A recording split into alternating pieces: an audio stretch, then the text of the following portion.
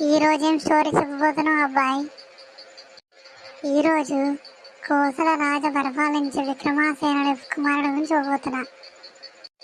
చెప్పు చెప్పు. అనకనగా కోసల రాజ్యాన్ని విక్రమాసేనుడు పరిపాలించేవాడు.